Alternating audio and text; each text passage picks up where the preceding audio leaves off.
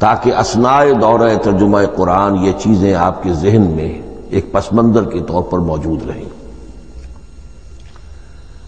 رمضان مبارک میں نماز تراویح کے ساتھ دورہ ترجمہ قرآن کا جو سلسلہ ہم نے شروع کیا، اب اسے 15 برس سے زائد ہو چکے ہیں۔ الحمدللہ کہ اس کا چرچا اب وسیع و عریض پیمانے پر ہو چکا ہے،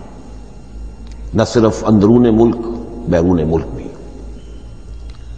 اس دوران میں خود میں نے جہاں تک مجھے یاد پڑتا ہے کم سے کم 6 مرتبہ دورہ ترجمہ قرآن کی تکمیل کی سعادت حاصل کی ہے۔ 2 مرتبہ اس سے قبل کراچی میں، 3 مرتبہ لاہور میں، 1 مرتبہ ملتان میں، 1 مرتبہ ابوظہبی میں۔ اور اس سال جو میں اپنی اب ضعیفی اور اپنے